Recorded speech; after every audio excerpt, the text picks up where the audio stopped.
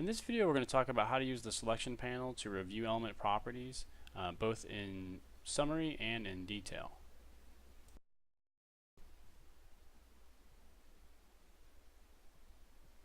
Let me switch back to categories.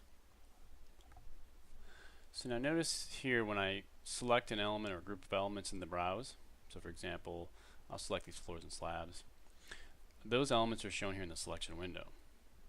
So that's the purpose of this panel down here, is to show the elements we've selected. So we can see here we've got the component type varies, so there's multiple component types. So if I expand this group here, we'll see there's those different component types of elements.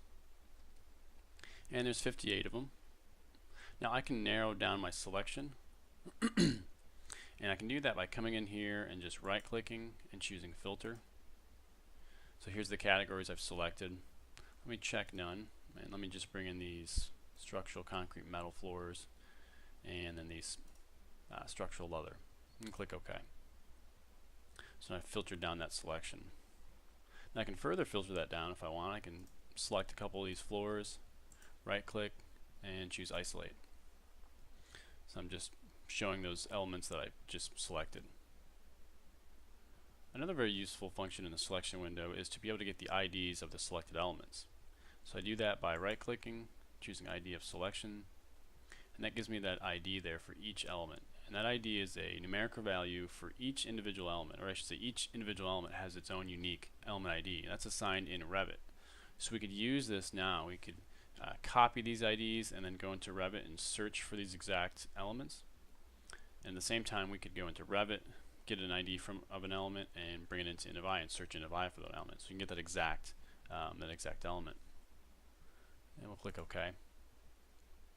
Now we can also get we can also look at the properties for the selected elements as well. So right now we're just seeing the 3D view of them, but what if I want to see some of the properties for them? Well, I can do that by right clicking, choosing Show Property Grid. I'm expand that a little. So here's the property grid. So now we have all the different properties that these elements have. So these are general in the first tab. So these are things like design status, family, function. Next we have dimensions. So this is the quantity information.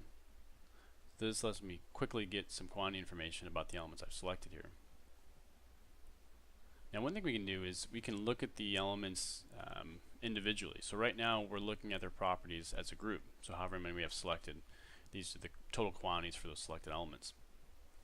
And actually if I switch to general, we'll see here that some of these values have some of these properties have a ... value. That means there's multiple values. So these two elements are on different levels. So Innovi doesn't know which level you want to see.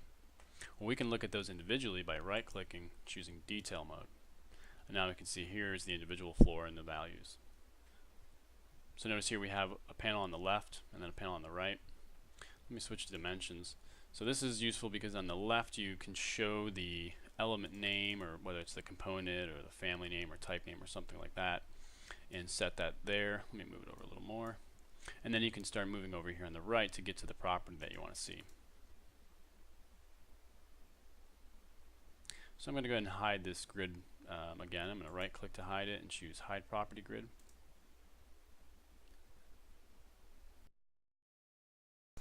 That concludes this video on selecting elements and viewing their properties.